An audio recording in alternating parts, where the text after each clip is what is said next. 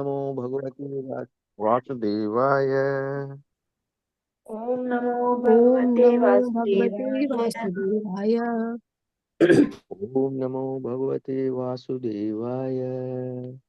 ओम ओम नमो नमो भगवते भगवते वासुदेवाय। वासुदेवाय। ओम नमो भगवते वासुदेवाय। ओम ओम नमो नमो भगवते भगवते वासुदेवाय। वासुदेवाय।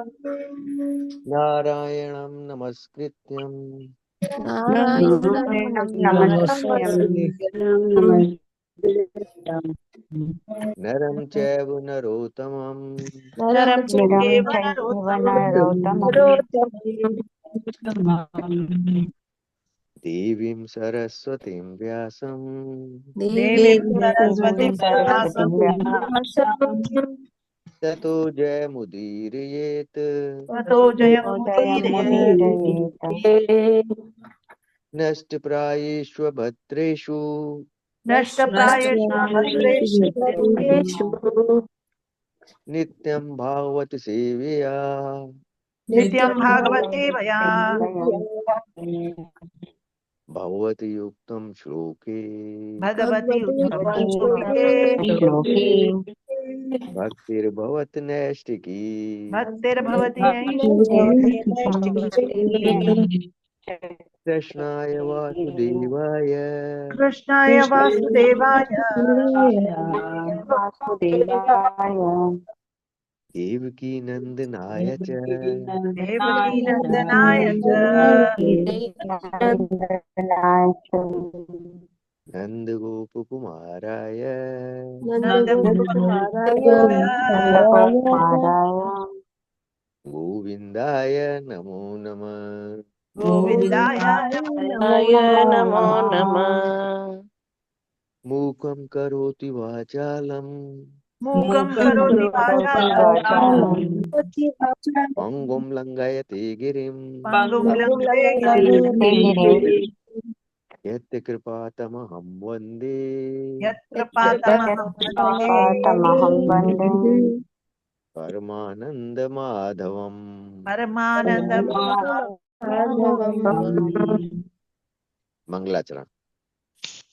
ॐ अज्ञानतिमिरान्धस्य ज्ञानाञ्जनशलाकया चक्षुरुन्मीलितं येन तस्मै श्रीगुरुवे नमः। श्रीचैतन्यमनोभीष्टं स्थापितं येन भूतले स्वयं रूप कदा मह्यं ददाति स्वपदान्तिकम्। वन्देऽहं श्रीगुरो श्रीयुतपदकमलं श्रीगुरून् वैष्णवांश्च श्रीरूपं साग्रजातं सहगण रघुनाथान्वितं तं सजीवं स्वाद्वैतं सावधूतं परिजनसहितं कृष्णचैतन्यदेवं श्रीराधाकृष्णपादान् सहगणललिता श्रीविशाखान्वितांश्च। हे कृष्ण करुणा सिंधु दीनबंधु जगतपते गोपेश गोपिका कांत राधा कांत नमोस्तुते। तप्त कांचन गौरांगी राधे वृंदावनेश्वरी वृषभानुसुते देवी प्रणमामि हरिप्रिये।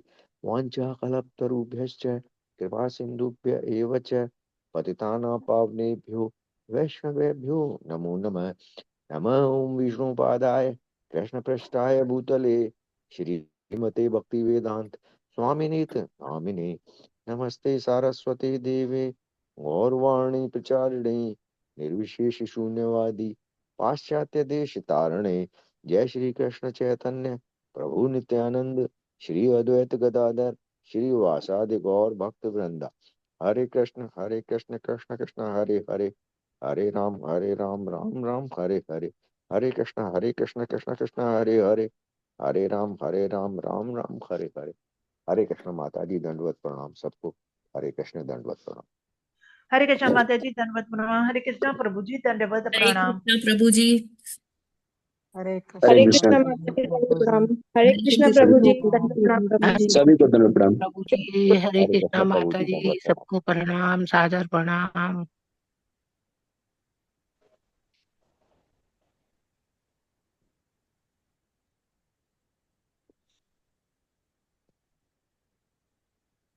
हिंदी में नहीं माता जी। प्रभु जी आज मेरे को ये मिला नहीं है ये आज की। अंग्रेजी में है, ठीक है, कोई नहीं। जी जी, और ये भी। 24 नवंबर, हाँ, श्याम सुंदर को पत्र।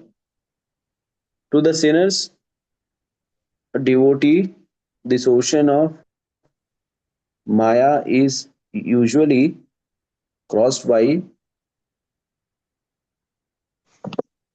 द कूल, क्या लिखा है, कूल ब्रीज ऑफ कृष्णाज हाँ, grace. Cool breeze of Krishna's grace. This is our business to submit to Krishna's desire to have us back with him in the eternal sky of Krishna Loka. तो यहाँ पर श्रील प्रभुपाद जी कह रहे हैं कि जो भगवान की भक्ति में गंभीर है, गंभीर होने का अर्थ, भक्ति में गंभीर होने का अर्थ क्या है? गंभीर होने का अर्थ है कि ये जो माया जगत है, इस माया जगत को अगर आसानी से पार करना है तो ये माया जगत आसानी से पार हो सकता है अगर भगवान कृष्ण की कृपा रही। और यही हमारा जो है, हमारा जो व्यापार है कि हम सभी लोग जो है कृष्णा की इच्छा के ऊपर हम लोग आश्रित रहें और इस तरह से भगवान के नित्य शाश्वत धाम कृष्ण लोक को प्राप्त हो। तो हमें समझना होगा कि श्रील प्रभुपाद जी का जो वक्तव्य है वो हम सभी साधकों के लिए बहुत ही प्रेरणादायक भी है और हम सभी को एक मार्ग भी दिखाता है। हम सभी इस भौतिक जगत में हैं, बद्ध अवस्था में हैं, बद्ध जीव हैं और हम सभी का अलग अलग नाना प्रकार की हमारी योजनाएं, लेकिन हमें समझना होगा ये सारी योजनाएं तभी सार्थक है जब ये योजनाएं कृष्ण से संलग्न हो। सामान्य मनुष्य नाना प्रकार की योजनाएं बनाता है, नाना प्रकार के प्रयास करता है और उन प्रयासों का हेतु यही होता है कि किस तरह से वो अपनी इच्छाओं को पूर्ण करे और इच्छाओं को पूर्ण करने के प्रयास में नाना प्रकार के कष्ट को भोगता रहता है। वास्तविकता में इस भौतिक जगत में जो भी हम प्रयास करते हैं स्वयं की इच्छा पूर्ति करने के लिए या स्वयं के इंद्रियों को तुष्ट करने के लिए, ये सारे प्रयास जो हैं अंतोतगत्वा हमारे कर्म फलों को बढ़ाते हैं और हमें बंधन में फंसाते हैं। और किस प्रकार का बंधन? बार बार जन्म लेने का बंधन। और किस प्रकार का शरीर? वो हमारे कर्मों के ऊपर निर्धारित होगा। जैसे भगवद गीता में भगवान कहते हैं, ऊर्ध्व गच्छन्ति सत्वस्था मध्य तिष्ठन्ति राजसा जगन्न गुणो स्थिता अधो गच्छन्ति तामसा। यानी कोई अत्यधिक पुण्यात्मक कार्य करेगा तो ऊर्ध्व ऊर्ध्व ऊपर के लोगों को जाए,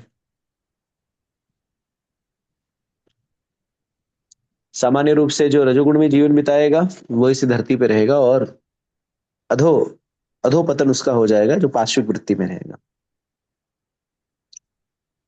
यहां तक कि अगर कोई ऊर्ध्व स्तर तक पहुंचे, जैसे भगवद गीता में भगवान कहते हैं ना कि जो देवी देवता, जो इतर इतर देवी देवताओं की पूजा करते हैं वो उच्चतर लोग को जाते हैं, अविधि पूर्वक जो है कि मेरी सेवा करते हैं। लेकिन हमें समझना होगा कि ऊर्ध्व ऊपर के लोगों को भी जाने पर, ब्रह्मा तक के पद को भी प्राप्त कर लेने के उपरांत तक जो है व्यक्ति की जो इस भौतिक जगत की जो व्याधियां हैं वो यथावत बनी रहेंगी। कई बार हमें लगता है कि अधिक धन प्राप्त कर लेने पर हमारी समस्याओं का निवारण हो जाएगा। अधिक धन प्राप्त कर लेने पर समस्याओं का निवारण नहीं होगा। अधिक धन प्राप्त करने पर सुविधाओं का विस्तार होगा, लेकिन सुविधाएं होने पर समस्या ना हो, ये बिल्कुल भी सत्य नहीं है। आप जितने उच्चतर जाते हैं, जितना जितना अधिक धन कमाते हैं, उतना ही भय रहता है। ये भौतिक जगत जो है वो, इस जगत में सभी लोग भयाकुल हैं, भय से आवृत हैं और नाना प्रकार के प्रयासों से इस भौतिक जगत में आनंद से रहने का सब लोग प्रयास कर रहे हैं। लेकिन हमें समझना होगा कि कितना भी प्रयास कर लिया जाए, कितना भी धनोपार्जन कर लिया जाए, इस भौतिक जगत में आनंद हुए की उपस्थिति है ही नहीं। भौतिक जगत जो है वो हमें उतना ही आनंद मिलता है जितना हम दुख के पहाड़ों को ढो सके। तो हमें जैसे कि यहाँ पर बताया गया कि कृष्ण की इच्छा पर पूरी तरह से, तो हम देखते हैं कि हमारी बहुत सारी योजनाएं होती हैं और उन सारी योजनाओं को हम क्रियान्वित करना चाहते हैं अपने अनुकूल, सदैव क्या प्राप्त करना चाहते हैं, सदैव अपने अनुकूल जो है परिणाम प्राप्त करना चाहते हैं। लेकिन अंतोतगत्वा हमें परिणाम वही मिलता है, भगवान हमारे लिए जो सोचते हैं कि हमारे लिए जो श्रेयस्कर है। और क्यों? क्योंकि भगवान जो है हमारे सबसे बड़े सुहृद हैं। भगवद गीता में भगवान कहते हैं, भोक्ताराम ये तपसाम सर्वलोक महेश्वरम सुहृदम सर्वभूतानाम ज्ञात्वा शांति रक्षति। तो भगवान सबके सुहृद है, सुहृदम सर्वभूतानाम। तो हम सभी, विशेष करके भक्तों के जीवन में भगवान का अनुग्रह सदैव बना रहता है। लेकिन कई भक्त जो है उस अनुग्रह को देख पाते हैं और कई भक्त उस अनुग्रह को नहीं देख पाते।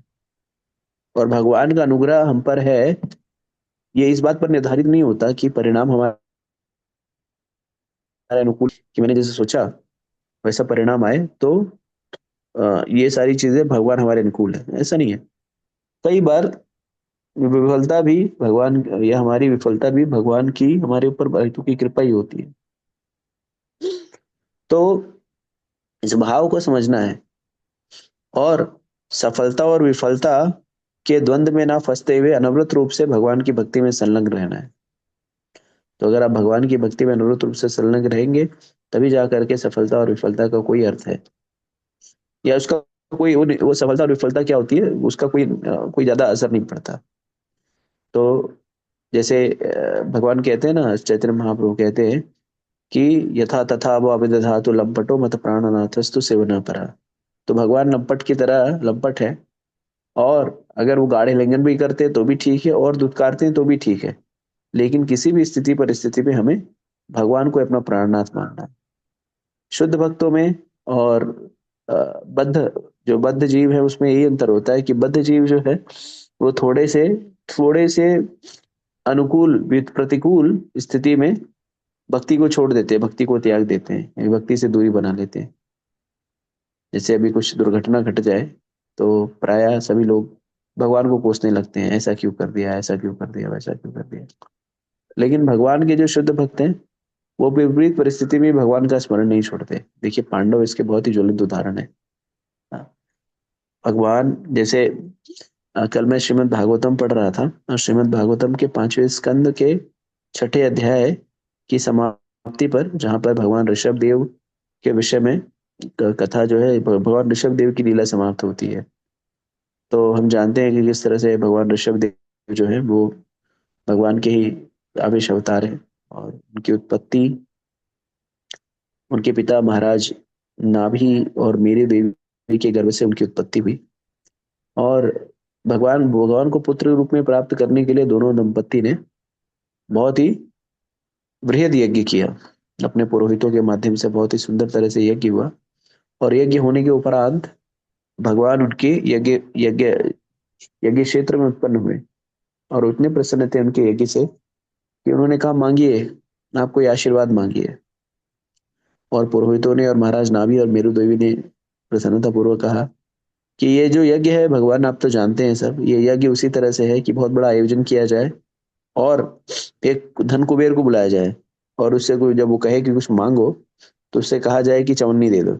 मान लीजिए वर्तमान समय में जो सबसे धनी व्यक्ति है भारत के, मुकेश अंबानी को हम बुलाए, हमने उनसे लिए कुछ आयोजन किया, उनको बुलाए और बहुत प्रसन्न हो जाए, और अंबानी जी से हम कहे कि अंबानी जी ऐसा है कि आप बोल रहे हैं, वो कह रहे कुछ भी मांगो, जो भी मांगो मैं दे दूंगा, जितना भी धन संपत्ति क्या चाहिए दे दो। उनको बोले कि ऐसा है अंबानी जी, थोड़ा सा क्या कहते हैं, 1 रुपया दे देते और मैं गोली मिठाई खा लेता।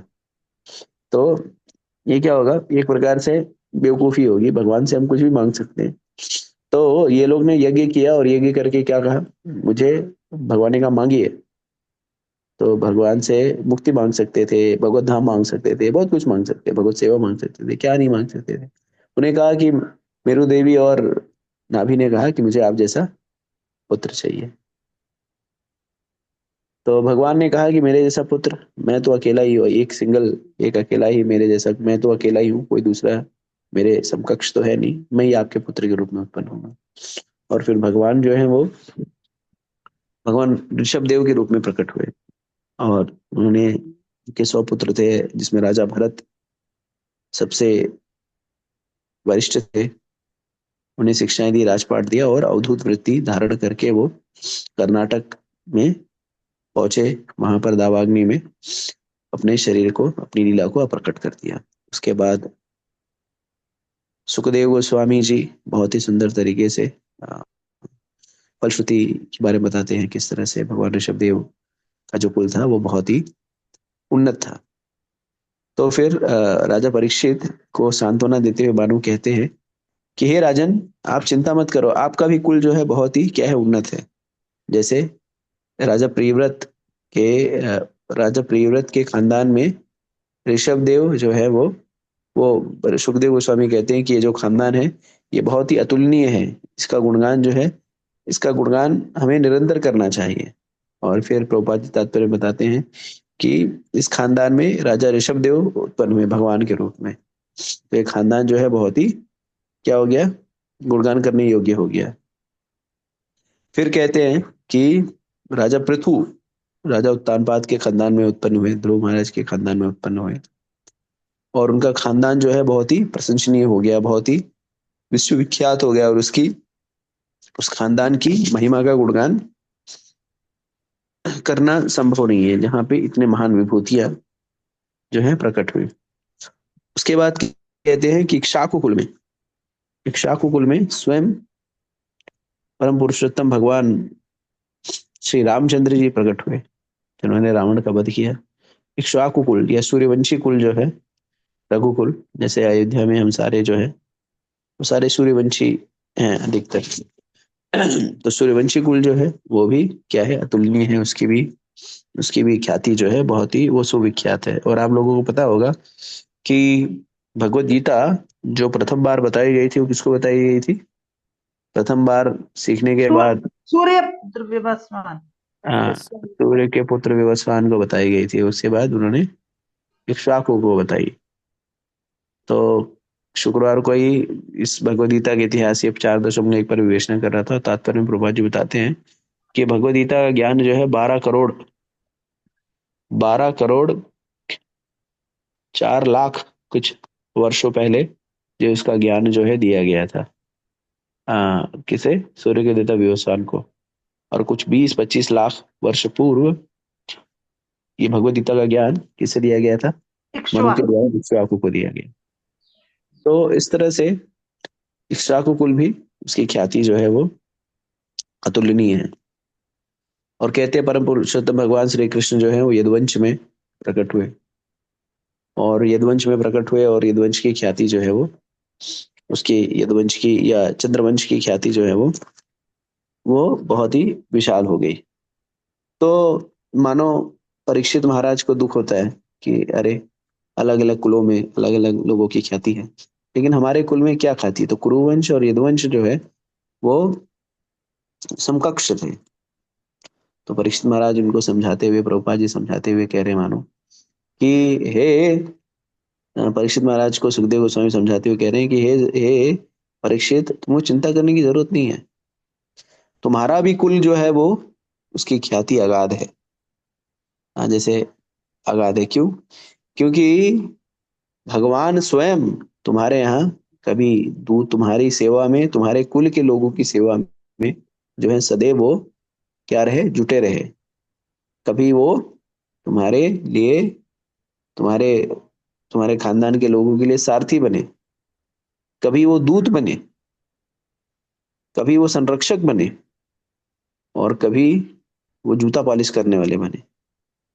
तो सारे कुलों की ख्याति है क्योंकि इसमें भगवान प्रकट हुए, लेकिन तुम्हारे कुल की ख्याति क्यों है? क्योंकि भगवान ने तुम्हारे कुल के लोगों की स्वयं सेवा की। और क्यों? क्योंकि तुम्हारे कुल के लोग जो है भगवान के अनन्य भक्त थे। तो मैं ये प्रसंग क्यों बता रहा था, ये बात क्यों बता रहा था? इसलिए बता रहा था कि जो पांडु थे, जो 5 भाई थे, 5 पांडव, ये लोग भगवान को अत्यंत प्रिय थे। भगवान इनके लिए सदैव संरक्षक, सारथी हाँ, रक्षक,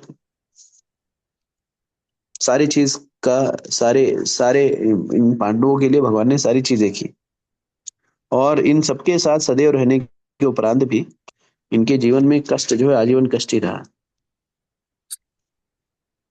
कभी जहर दिया देने गया गया, कभी जला दिया गया, कभी जंगल में भेज दिया गया, कभी किसी के यहाँ पे नौकरी करनी पड़ी, अज्ञातवास में रहना पड़ा, फिर युद्ध में पुत्र मारा गया, युद्ध के उपरांत 5 पुत्र मारे गए। हाँ, नाना प्रकार का कष्ट, बचपन में ही अनाथ हो गए, दूसरों के सहारे जीवन जीना पड़ा। सब कुछ होने के बाद ब्रह्मास्त्र से आक्रमण किया गया। नाना प्रकार के कष्ट और दुख जो है निरंतर आते रहे, लेकिन फिर भी हमें भागवतम में बताता है कि इन लोगों ने कभी भी भगवान को कभी इसी प्रकार का आरोप नहीं लगाया, आरोपण नहीं किया। साथ ही साथ भगवान पर इतनी अगाध श्रद्धा थी कि भगवान जाते समय उनकी माता ने ऐसी दुर्लभ प्रार्थना की जो इतिहास में कभी नहीं सुनी गई। हम सभी लोग जो हैं वो सुख और आनंद मांगते हैं भगवान से, लेकिन उनकी माता कुंती ने विषाद मांगा, दुख मांगा।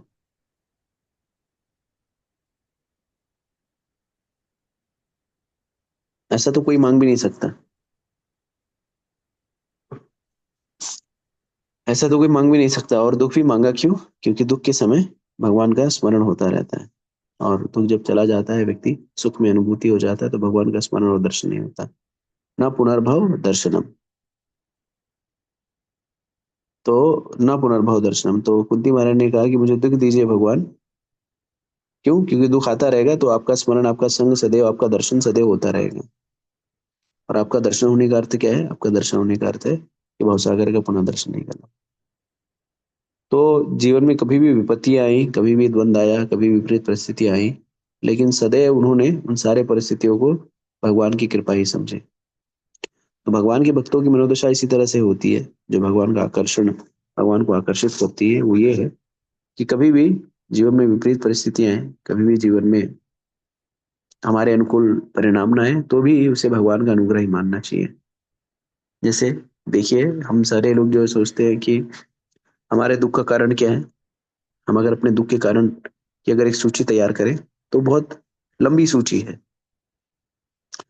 हम सोचते हैं कि हमारे रिश्तेदार हमारे दुख का कारण है, हमारा पति, हमारी पत्नी हमारे दुख का कारण है, हमारे बच्चे हमारी बात नहीं सुनते, वो हमारे दुख का कारण है, हमारे पटीदार हमारे दुख का कारण है, हमारे पड़ोसी हमारे दुख का कारण है, ये समाज हमारे दुख का कारण है, ये राष्ट्र हमारे दुख का कारण है। नाना प्रकार के लोगों की हमने सूची तैयार कर रखी है और उन्हीं कारण मानते रहते हैं। लेकिन श्रीमद् भागवतम में अवंती ब्राह्मण के प्रसंग में बहुत ही सुंदर तरीके से उन्हें दुख के कारण का अवलोकन किया है और कहा है कि नाये जनो ते सुख दुख रहे तू, ये ऐसे श्लोक है। उसमें अवंती ब्राह्मण कहते हैं कि मैं अभी तक सोचता था कि ये मित्र, ये परिवार, ये राष्ट्र, ये प्रकृति, ये सारे लोग मेरे दुख का कारण है। लेकिन जब मैंने इसमें बहुत ही गहराई में जाकर के अवलोकन किया तो मैंने क्या पाया? मैंने पाया कि ना ये मेरी मेरी पत्नी, या मेरा पति, या मेरे बच्चे, न मेरा राष्ट्र, न समाज, न ये पशु पक्षी, ये कोई मेरे दुख का कारण नहीं है। मेरे दुख का कारण क्या है? हमारे दुख का कारण क्या है? हमारे दुख का सिर्फ एक ही कारण है, वो क्या है? हमारा मन। तो हमें समझना होगा कि अगर हमारे जीवन में कोई दुख है तो उस दुख का मूलभूत जड़ जो है वो कोई और नहीं, हमारा मन ही है। तो देखिए, मन मन जो है ना, मन किस तरह से हमें छलता है। अगर मन का हम अवलोकन करें या मन की गतिविधियों का अवलोकन करें तो उसका कार्य ही यही है, छोटी चीज को बड़ा करके प्रस्तुत करना। फिर से मैं पांडवों के प्रसंग में आऊंगा कि पांडव जो थे वो 5 भाई थे। हम्म और उनके जो पिता थे, उनके 3 लोग थे, पांडु, धृतराष्ट्र और विदुर। तो इन तीनों की उत्पत्ति, इन तीनों का जन्म भी क्या था? इन तीनों का जन्म भी एकदम विशेष था। जैसे भगवान और भगवान के भक्तों का प्राकट्य जो होता है वो बहुत विशेष होता है। जैसे भगवान और भगवान के विस्तार, जैसे राधा रानी का जो प्राकट्य हुआ, राधा रानी का प्राकट्य जो है वो कमल के पुष्प में हुआ। और सीता जी का प्राकट्य कैसे हुआ? सीता जी का, माता सीता का प्राकट्य जो है वो धरती से हुआ। हाँ, पृथ्वी से हुआ। जनक जी हल चला रहे थे और हल में फिर एक संदूक में उनका हल वह लगा और वहां से माता सीता का प्राकट्य हुआ। और इसके विषय में बहुत ही विशेष एक कथा भी है, मतलब हास्य कथा है, कि जब भगवान का विवाह होता है माता सीता के साथ और जयमाल का समय होता है, तो जयमाल के समय जो है भगवान रामचंद्र जी 12 वर्ष के थे और सीता मैया 6 वर्ष की थी। तो पता नहीं, उत्तर भारत में जयमाल की विधि होती है जिसमें वर वधू एक दूसरे को हार पहनाते हैं। विवाह की संपन्नता का घोतक तो नहीं, लेकिन विवाह के पहले एक छोटी सी एक विधि है, तो उसमें हार पहनाते हैं। क्योंकि रामचंद्र जी 12 वर्ष के थे, माता सीता 6 वर्ष की थी।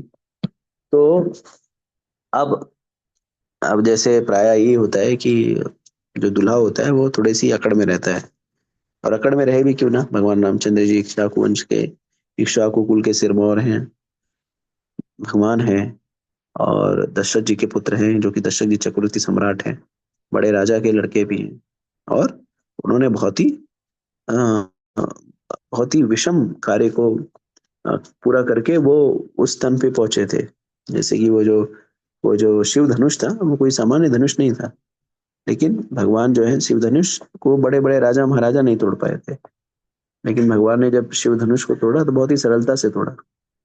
जब शिव धनुष आया, तो भगवत रामायण में बताता है कि जब शिव धनुष आया और जब विश्वामित्र मुनि ने कहा कि जाओ, तो भगवान ने नहीं कहा कि लाओ इसको मैं तोड़ ही दूंगा। भगवान ने कहा कि पहले मैं, अगर भगवत कृपा हुई तो पहले मैं स्पर्श करूंगा उसको, अगर स्पर्श करने में से कामयाब हो गया तो मैं उठाने का प्रयास करूंगा, अगर उठा सका तो फिर मैं उस धनुष पे प्रत्यंचा चढ़ाऊंगा। ऐसे नहीं बोला कि बस जैसे ही विश्वामित्र मुनि ने कहा जाओ रुक जाओ इसको तोड़ के आता हूं मैं, नहीं, बड़ी संवेदनशील है भगवान। तो तो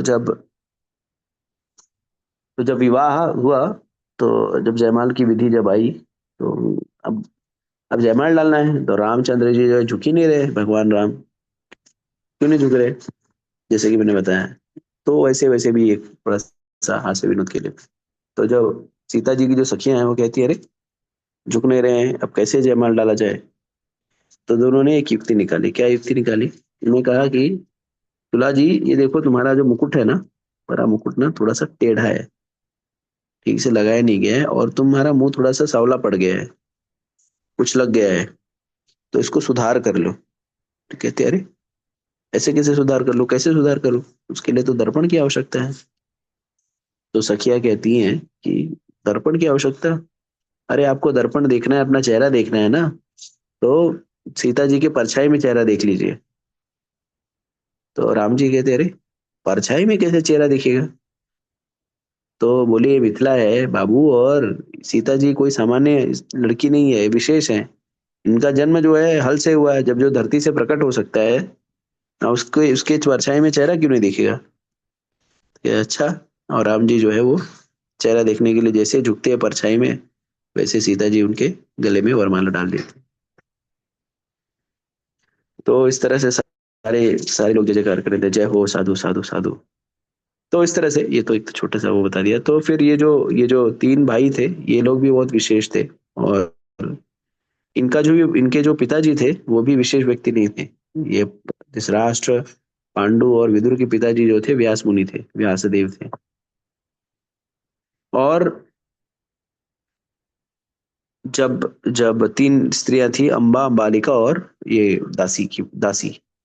तो जब अंबा के साथ में संसर्ग करने के हेतु व्यास मुनि गए, तो जो व्यास मुनि बहुत दिनों तक गंभीर घनघोर तपस्या में थे, तो उनका रूप जो है बहुत ही जीर्ण शीर्ण हो गया था, बहुत ही भयावह हो गया था।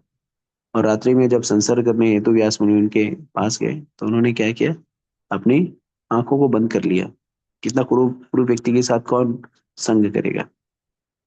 और उस कारण से जैसे कहा जाता है कि व्यक्ति, एक बच्चा, एक स्त्री, एक लड़की, एक बालक और बालिका किस मनोवृत्ति का रहेगा या रहेंगी, ये इस पर निर्भर करता है कि संसर्ग के समय, स्त्री पुरुष के संग के समय दोनों की चेतना किस स्तर पर है।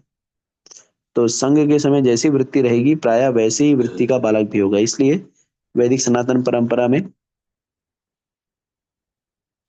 गर्भाधान संस्कार के विषय में चर्चा की जाती है। गर्भाधान संस्कार में ऐसे नहीं व्यक्ति स्त्री पुरुष का संग करता है, चेतना में रह करके, गुरुजनों से आज्ञा लेकर के, माता पिता से आज्ञा लेकर के, और कृष्ण भावना में संतान उत्पत्ति करने के लिए व्यक्ति जो है वो संघ में आता है, जिससे एक कृष्ण भावनाभित संतान उत्पन्न हो। तो एक उचित चेतना में रहने से संतान भी जो है वो उचित चेतना का होता है, एक साधु वृत्ति का होता है। लेकिन अगर कोई व्यक्ति भोग विलास के लिए और आनंद के लिए अगर संग करता है बिना किसी कामुक चेतना के अंदर, तो बालक भी प्रायः, बालक या बालिका भी उसी चेतना से उत्पन्न होते हैं। तो चूंकि उसने बाह्य से अपनी आंखों को बंद कर लिया, तो संतान जो उत्पन्न हुआ उसकी आंखों से अंधा था, वो धृतराष्ट्र हुए। फिर जो दूसरी स्त्री थी अंबालिका, उसके पास जब व्यास मुनि गए तो उन्होंने बताया कि जब वो गए तो बहुत ही डर गई, सहम गई, और उसका शरीर पीला पड़ गया। और जब उससे जो संतान उत्पन्न हुई तो वो रोगी हुई। और फिर जब ये दासी जो थी, तीसरी स्त्री जो दासी थी, वो व्यास मुनि के सामर्थ्य को जानती थी, उनके वैभव और ऐश्वर्य को जानती थी कि व्यास मुनि जो है कोई सामान्य व्यक्ति तो नहीं है, साधु महात्मा है और ज्ञान से परिपूर्ण है। और फिर उन्होंने बहुत सुंदर तरीके से उनका आदर सत्कार किया, और फिर उच्च चेतना में उच्च संतान उत्पन्न करने के लिए सत्संग हुआ, और उसके बाद विदुर जी का जन्म हुआ। अब वैसे देखा जाए तो तीनों भाइयों में सबसे योग्य कौन है? सबसे योग्य विदुर जी है। विदुर जी ज्ञान से परिपूर्ण है, शरीर से भी हृष्ट पुष्ट है, नीति से भी उनकी कोई, विदुर की नीति जो है बहुत ही विश्वविख्यात है, सब कुछ उनके पास परिपूर्ण मात्रा में है, और सबसे योग्य है कुरुवंश के सिरमौर बनने के। लेकिन चूंकि दासी से उनकी उत्पत्ति हुई है, उन्हें वो पद नहीं मिलता, उन्हें प्रधानमंत्री का पद मिलता है। तब विदुर की वृत्ति को देखिए। अब ये मन की बात हो रही थी ना, कि मन से ही व्यक्ति जो है वो विजय और पराजय होती है। तो मन की मैं बात करने के लिए प्रसंग आया कि अगर उनको देखा जाए तो वो दुखी हो सकते हैं, चिंतित हो सकते हैं कि हाय हाय राम, मेरा जीवन देखो व्यर्थ हो गया, मैं दासी के पुत्र के रूप में पैदा हुआ, और इस कारण से मुझे कितना कितना मेरे जीवन में क्लेश है। क्लेश नहीं है, मेरे को कभी लोग अपमानित कर दे रहे हैं। भगवान ने मुझे अगर दासी के यहाँ पे नहीं जन्म दिया होता, या उनके जन्म उससे पेट से जन्म हुआ रहता, तो मैं राजा बनता। और पूरे जीवन वो दुखी रह सकते थे। क्यों? क्योंकि राजा नहीं बन पाए।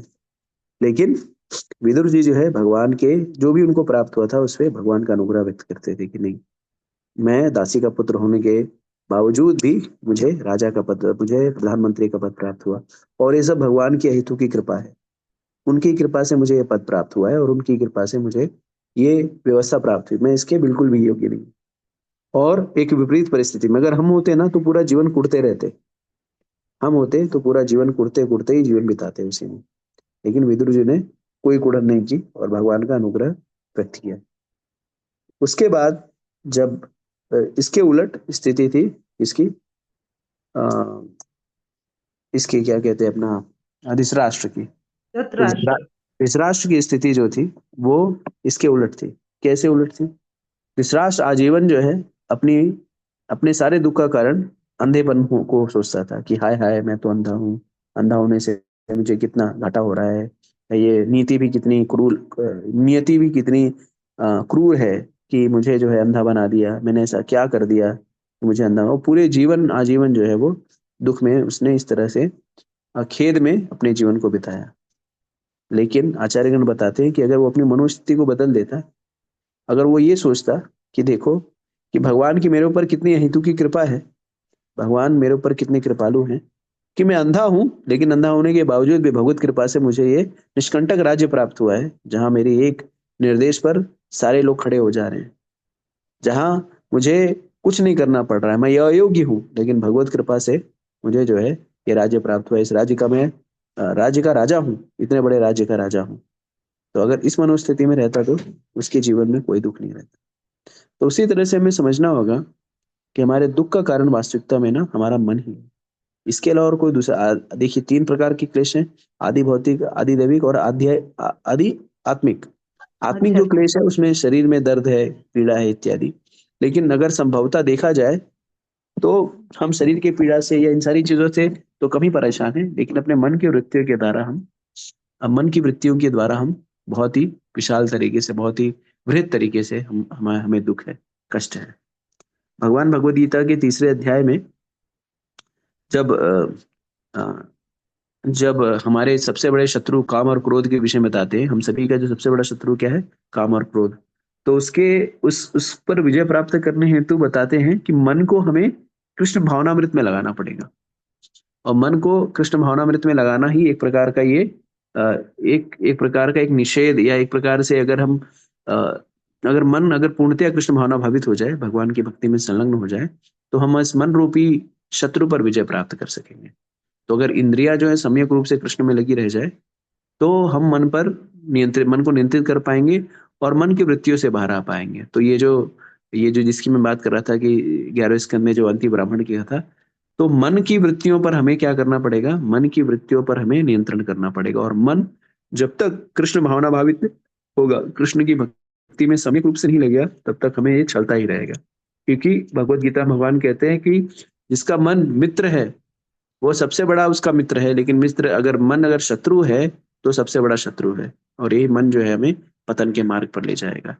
तो मन की वृत्तियों पर विजय प्राप्त करने हेतु हमें भगवान की भक्ति में संलग्न होना पड़ेगा। और संलग्न भी वही नियमित रूप से हो पाएगा, तन्मयता से, तत्परता से, जो चैतन्य महाप्रभु की युक्ति का पालन करेगा। चैतन्य महाप्रभु ने कहा कि नियमित रूप से सत्संग कौन कर पाएगा, नियमित रूप से नाम जप कौन कर पाएगा, वो जो त्रिनादपि सुनिचेना तरोरपि सहिष्णुना अमानि नमानि देना कीर्तनिया सदा हरि। तो जो अपने आप को तृण से भी छोटा मानेगा और तरोर से भी सहिष्णु मानेगा, ऐसा ही व्यक्ति जो है वो सदैव कीर्तन कर पाएगा, सदैव भगवान का नाम जप कर पाएगा। संभवतः ये कहना तो बहुत आसान है, लेकिन कर पाना बहुत ही कठिन है। जैसे मैं स्वयं को ही देखता हूँ, तो मेरे अंदर कोई सद्गुण नहीं है, त्रिनादपि सुनिचेना तो है ही नहीं। तुरंत ही अगर कभी कोई स्थिति विपरीत होती है, तुरंत तैश आ जाता है। तरोरपि सहिष्णु नहीं है, क्यों?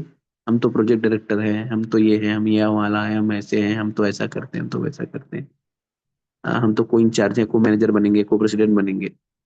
तो ये सारी वृत्तियां जो है भक्ति में सदैव बहुत ही बाधक है।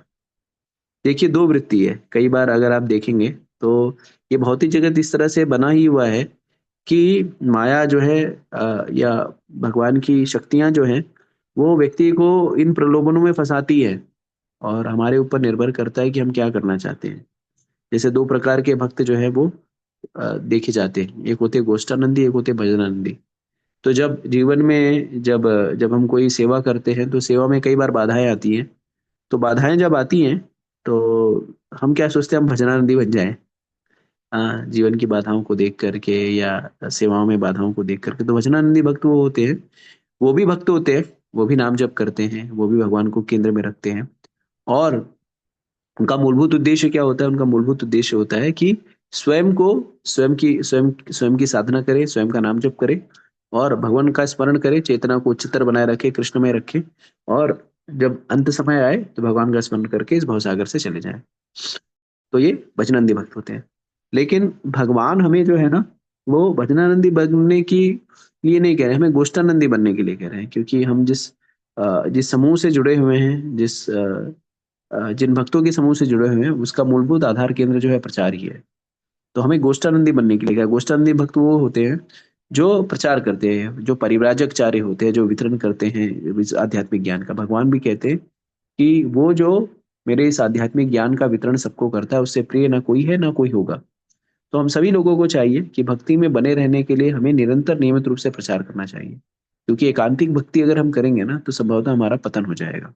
तो इसलिए प्रचार, हमारा जो आंदोलन है, प्रचार आंदोलन है। हमारे जो आचार्य हैं श्रील प्रभुपाद जी, वो निरंतर नियमित रूप से वो प्रचार को बढ़ाने के लिए नियमित रूप से प्रयासरत रहे। या नारद मुनि देखिए, नारद मुनि वो आध्यात्मिक रूप से परिव्राजकचार्य, वो कहीं भी जाते हैं, जहां भी जाते हैं, वो प्रचार प्रसार के कार्यों में लगते हैं।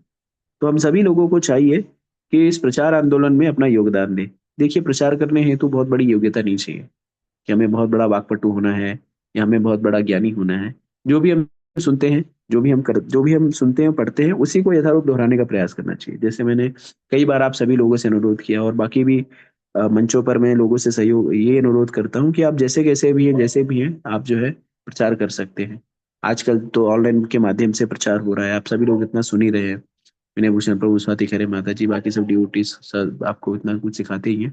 उन्हीं चीजों को आप अपने एक समूह बना करके, 2-4 लोग हैं, 5 लोग भी है, उन्हीं को एक समूह बना करके आप चाहे जूम कॉल पे या आप खुद ही आपस में बैठ करके ही चर्चा कर सकते हैं। उनको बताइए, जो सीखा है उनको बताइए, भगवद गीता शुरू करिए। देखिए, आप ये कहेंगे आप भगवद गीता पढ़ाएंगे तो कोई आपसे पढ़ने के लिए तैयार नहीं होगा। आप ये कहिए हम लोग साथ में भगवद गीता पढ़ते हैं। तो साथ में जब भगवद गीता पढ़तेंगे तो प्रायः संभवतः आपको अधिक पता रहेगा, क्योंकि आपने इतने सारा चीज सुन रखा है। तो आप उसमें उन लोगों को बता सकते हैं। कई बार हो गई कुछ दुविधा होगी, कुछ कुछ प्रश्न आपको नहीं समझ में आए, कोई आपसे प्रश्न कर दिया तो उत्तर नहीं आएगा, तो कोई दिक्कत नहीं, आप यहाँ पे वापस आइए, यहाँ पे प्रश्न पूछिए, हम सारे लोग उपलब्ध हैं आपके प्रश्नों का निराकरण करने के लिए। और इस तरह से आप दूसरों का देखिए, जब हम पढ़ते हैं और दूसरों को समझाते हैं तो हमारा जो समझ है वो ज्यादा बढ़ता है। और इसी तरह से सबने शुरुआत की थी। ऐसा नहीं कि हम लोग ये जो आज धारा प्रवाह बोल रहे हैं, ऐसा नहीं कि पहले दिन में धारा प्रवाह बोलने के लिए हम लोग एकदम तत्पर हो गए। ये प्रयास के साथ में और भगवत कृपा से ये धीरे धीरे संभव हो जाता है, जब आप भक्तों के संग में रहते हैं, शास्त्रों का नियमित रूप से। इसलिए शास्त्र अध्ययन करना सबसे आवश्यक कार्य है। नाम जब आप तभी कर पाएंगे जब नियमित रूप से अपने आप को शास्त्रों अध्ययन से पुष्ट करेंगे या श्रवण से पुष्ट करेंगे। हमारा हम जो है आध्यात्मिक रूप से उन्नति इसलिए नहीं कर पाते, हमारी आध्यात्मिक उन्नति इसलिए रुक जाती है, कहीं ना कहीं जब हम थोड़े से वरिष्ठ हो जाते हैं तो हम श्रवण करना छोड़ देते हैं या अध्ययन करना छोड़ देते हैं।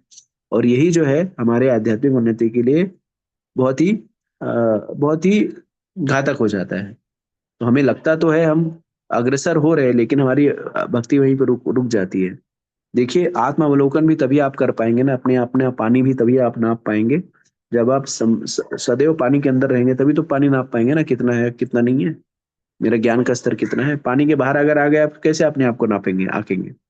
तो इसलिए हमें हमें अपने आप को अवलोकन करने, क्योंकि शास्त्र, प्रभुपाद जी की टीकाएं और प्रसंग जो है ना, हमें हर बार हमें सोचने पर मजबूर कर देंगे। हमें अगर सुधरना है ना, तो हमें कोई और दूसरा सुधार नहीं सकता। जब हम शास्त्रों का अध्ययन करेंगे ना, श्रवण करेंगे ना, तब अपने आप को अवलोकन हो पाएगा। जैसे हम लोग ये बहुत, जब हम बहुत ही अहंकार से युक्त हो जाते हैं तो कथा सुनते हैं, या कथा सुनते हैं ऐसे ऐसे प्रसंग आ जाते हैं कि ऐसा लगता है कि आपके लिए बोल ही रहे, भले ही उनका आपसे कोई लेना देना नहीं, लेकिन जो प्रसंग है वो आपकी ओर इंगित करते हैं, आपकी कार्यकलाप की ओर इंगित करते हैं, क्या क्या मैं यही नहीं कर रहा।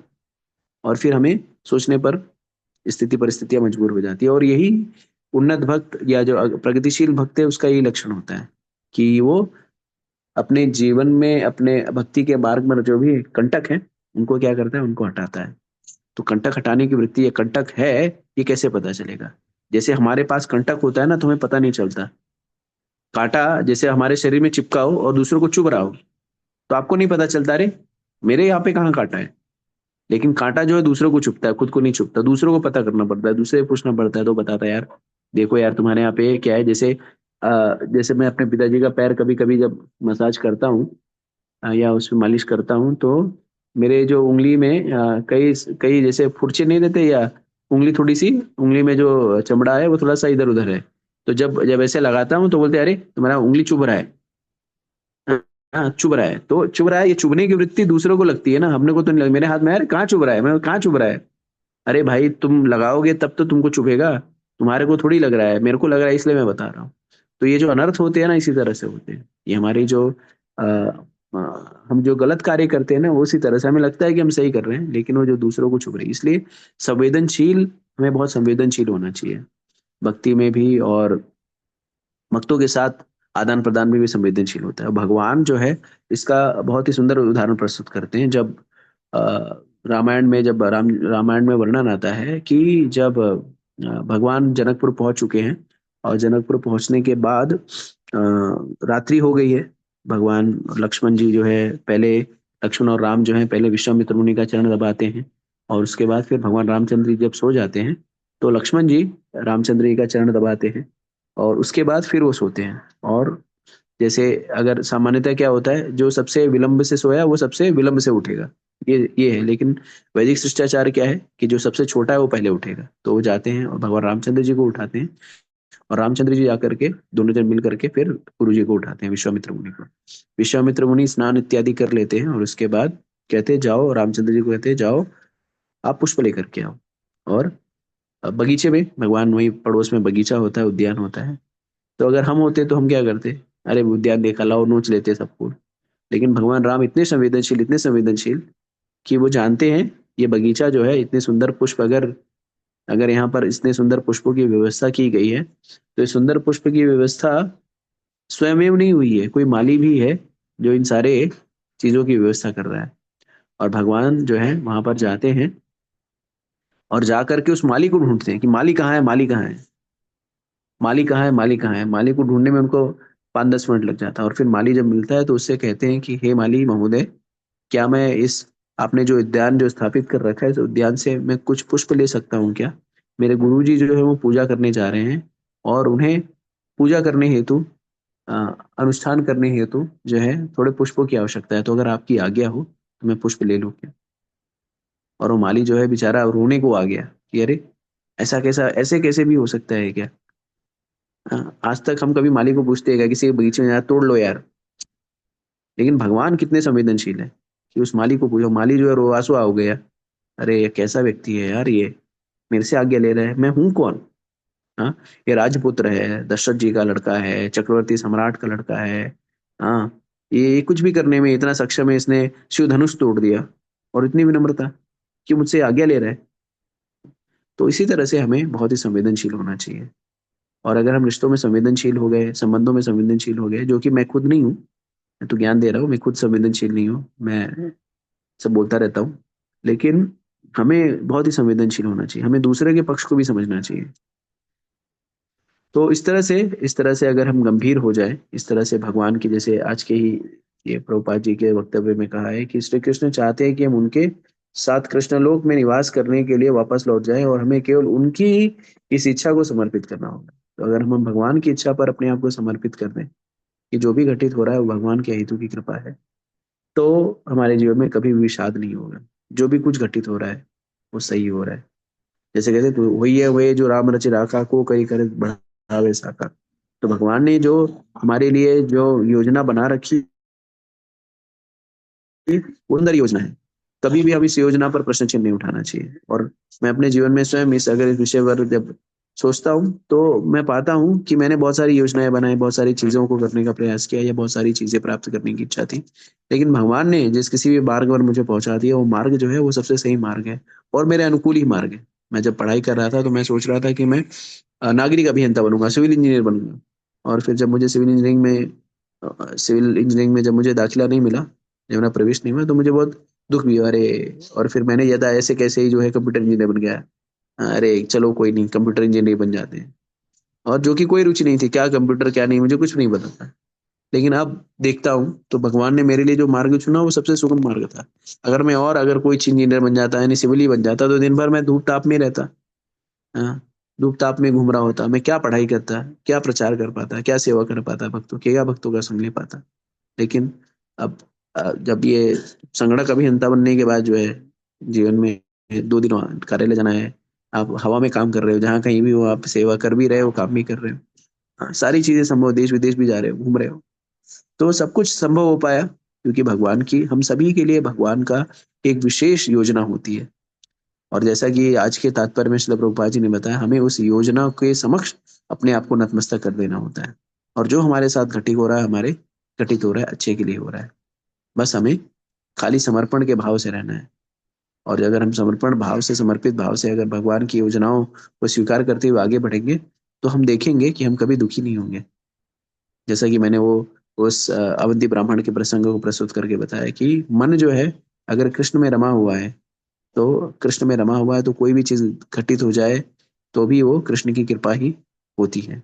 यथा तथा अवाविद धातु लंपटो मत प्राणनाथस्तु सेवना पर। भगवान का कोई काड़े लिंगन करे या भगवान हमें दुख कर दे, लेकिन दोनों स्थिति में भगवान ही एकमात्र हमारे प्राणनाथ है। अगर ये हमारी वृत्ति रही, ये हमारा समर्पण का भाव रहा, तो हमें भगवान की कृपा प्राप्त होगी, और हम शरीर त्याग करने का भगवान के नित्य शाश्वत धाम हो जाएंगे। इसमें कोई संशय नहीं है। ठीक है, लेकिन उसके लिए हमें कम से कम जो हमारे आचार्यों ने जो निर्देश दिए हैं उनका पालन करना होगा। हमारे आचार्यों ने बहुत ज्यादा कोई निर्देश नहीं दिया है। हमें यही कहा है कि हमें नियमित रूप से 16 माला का जप करना है, हरे कृष्णा कृष्णा कृष्णा हरे हरे, हरे राम राम राम हरे, और 4 नियम का पालन करना है। किसी प्रकार का मांस भक्षण नहीं करना है, किसी प्रकार का अवैध स्त्री पुरुष संग नहीं करना है, किसी प्रकार का जुआ नहीं खेलना है, और किसी प्रकार का व्यसन नहीं करना है। और खाली अगर हम इतना करते रहें तो हम जो है शरीर त्यागेंगे, उस समय जो है भगवान का स्मरण होगा और भगवान के शाश्वत धाम को जाएंगे। ठीक है, तो यहीं पे अपनी वाणी को विराम देता हूँ। किसी का कोई प्रश्न है तो पूछ सकते हैं। माता जी श्लोका हम में भी आज नहीं लेंगे। ओके प्रभु जी। हाँ, किसी का कोई प्रश्न है? हाँ, एक मैं घोषणा कर देता हूँ कि आगामी 9, 10, 11, 12 दिसंबर को, स्वाति खरे माता जी ने बताया ही होगा, तो 9, 10, 11, 12 दिसंबर को ये आईडीसी कोर्स हो रहा है, स्कॉट डिसाइपल कोर्स। तो उसमें आप सभी लोग जिन्होंने नहीं किया है, आप लोग भाग लीजिए उसमें। ये सशुल्क कोर्स है, और सशुल्क इसके लिए कि धन जो है कोई मेरे पॉकेट में नहीं जाएगा, या स्वाति खरे माता जी विभूषण प्रभु के पॉकेट में नहीं जाएगा, ये मंदिर के खाते में जाएगा, भगवान के लिए जाएगा। तो इसे कंसोलिडेट करके, और 4 दिन में हम लोग आईडीसी कोर्स में मूलभूत रूप से गुरु के विषय में चर्चा की जाती है, क्योंकि इस्कॉन में दीक्षा लेने के लिए ये एक मूलभूत आवश्यकता है। और सभी लोगों को दीक्षा लेने के पहले ये जान लेना चाहिए गुरु, प्रामाणिक गुरु कौन होता है, शिक्षा गुरु कौन है, दीक्षा गुरु कौन है, श्रील प्रभुपाद जी की इस्कॉन में स्थिति क्या है। तो ये सारी चीजें इन 4 दिवसीय सत्र में जो है बताई जाएगी। और उसके बाद आईडीसी प्रमाण पत्र भी दिया जाएगा। जिनकी दीक्षा हुई है उनके इस्कॉन के अंतर्गत उन्हें आईडीसी प्रमाण पत्र जो है मूलभूत रूप से दिखाना, उनको ये जमा करना पड़ता है। और उसके बाद जनवरी में भक्ति शास्त्री हम करेंगे। भक्ति शास्त्री जो है वो ब्राह्मण दीक्षा और सामान्य भक्तों के लिए, सबको करने के लिए श्री रूपा जी अनुमोदन करते हैं भक्ति शास्त्री वगैरह। तो आप लोग भक्ति शास्त्री में भी भाग ले सकते हैं, और उसके विषय में भी अधिक जानकारी जो है गुरु से बताई जाएगी। तो ये हो गई घोषणाएं। तो अब मैं कुछ एक प्रश्न अगर किसी को है तो हाथ खड़ा करके वो पूछ सकता है, या अनम्यूट करके पूछ सकता है अगर आपको हैंड रेज करना नहीं आ रहा है। हरे कृष्ण प्रभु जी। जी रंजना मिश्रा माता जी बताइए। माता जी तो 11, 12, 13, 14 बता रहे थे। 11 से 14 है कि 9, 10, 11, 12? नहीं नहीं नहीं, वो एक्चुअली क्या हो गया ना कि वो शनिवार रविवार भी आ रहा है, तो शनिवार रविवार मेरी कक्षाएं लगती हैं, तो जी। उससे 9, 10, 11, 12 किया गया है। और एक चीज मैंने ये भी की है कि उसको रिकॉर्डिंग भी उपलब्ध होगी। तो मान लीजिए कोई, क्योंकि हम सभी लोग जो है घर गृहस्थी में फंसे हुए हैं, किसी वही। कारणवश, हाँ, किसी कारणवश अगर नहीं जुड़ पा रहे हैं तो उसकी रिकॉर्डिंग को भी देख सकते हैं, तो उसकी व्यवस्था की जाएगी। जी धन्यवाद। जी। इसका शुल्क प्रभु जी, शुल्क 4 दिन उसका का जो माता जी कोर्स है 999 रुपए है माता जी। अच्छा, शुल्क नहीं है, वो सेवा है, सेवा शुल्क है। वो सशुल्क बताया था ना आपने। हाँ, तो वो सेवा है माता जी, वो सशुल्क है, लेकिन वो सेवा के रूप में है। कोई उस कोर्स का कोई वो चार्ज नहीं है, लेकिन सेवा शुल्क है, भगवान की सेवा में हो जाएगा। एक समझिए दानी है आपकी। जी जी ठीक है। हाँ हरे कृष्ण, जी धन्यवाद। जी प्रभु जी, कहाँ जमा कराना है? वो लिंक दे दीजिए हाँ, जिसमें जमा कराना है। मैं साझा कर दूंगा अभी, जो स्वयं सेवक है उनसे चर्चा करके कैसे क्या करना है, और फिर वो सारी जानकारी जी जो प्रभु ग्रुप में से है। जी प्रभु जी। हम्म। जी किशोर बाबू, कुछ प्रश्न था आपका? हाँ प्रभु जी, कितने घंटे का रोज 4 दिन तक जो है कोर्स है 1-1.5 IDC? घंटा, ज्यादा नहीं, 1.5 घंटा, जैसे हाँ नॉर्मल कक्षाएं लगती है वैसे ही। हाँ प्रभु जी, ठीक है। ठीक है। वैसे तो आप सबको पता है, ये सभी को, आप लोग सब इतना पढ़ चुके हैं, सुन चुके हैं, ये सारी चीजें आपको पता ही, कोई नई चीज नहीं है, लेकिन फिर भी आधिकारिक रूप से जो एक प्रक्रिया है उसका हम पालन करेंगे। ठीक है। हाँ प्रभु जी, लिंक आ जाएगा तो कर देंगे। किस चीज जी का बिल्कुल। कोर्स है प्रभु जी? हाँ, क्या माता जी?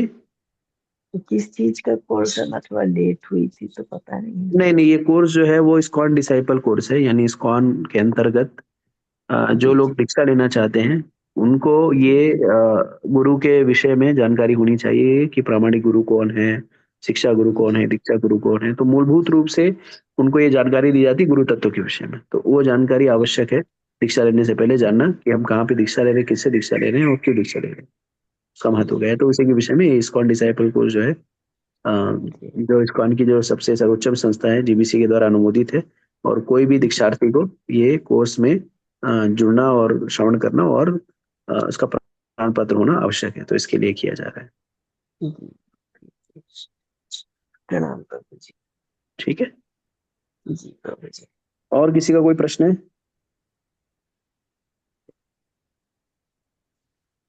ठीक है, तो और कोई प्रश्न नहीं है? भागवतम नहीं, हाँ, क्या माता जी? भागवतम आज नहीं कर पाया। माता जी मैंने कुछ सारे समय खा लिया ना, तो सारा समय मैंने भक्षण कर लिया, तो अब उसके बाद अब स्कोप ही नहीं बचा है। अब लेंगे तो बाकी लोगों को विलम्ब होने लगेगा, तो कोई बात नहीं, कभी जी। क्षमा हो प्रार्थी जाता। हूँ। आपने बहुत अच्छा समझाया जी, बिल्कुल बताया बहुत। धन्यवाद। हरे कृष्ण। Thank you. हरे हरे कृष्ण हरे कृष्ण प्रभु जी। यस माता दंडवत जी, प्रणाम। प्रभु जी प्रणाम मैं माता तो जी। कुछ नहीं।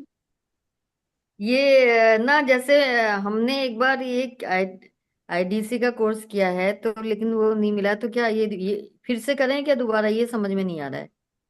करना है तो कर लीजिए, क्या दिक्कत है। अच्छा। अच्छा, वो आपके सुपुत्र की विवाह जो है नैनीताल में है? जी ये ऐसे कहा, नैनीताल कहाँ पहुंच गए? मैं वहीं की तो रहने वाली हूँ। यहाँ गुजरात में तो, सूरत में तो जॉब की वजह से है ना बेटा। अच्छा अच्छा अच्छा। अच्छा, तो लेकिन वो लोग रावत तो ब्राह्मण नहीं होते ना, आप लोग कैसे हैं? मेरे हाँ रिश्तेदार बहुत नाराज हैं कि ये क्या कर रहा है, लेकिन ऐसा हुआ था, आपको पता है हर्डल्स बहुत ज्यादा आए थे।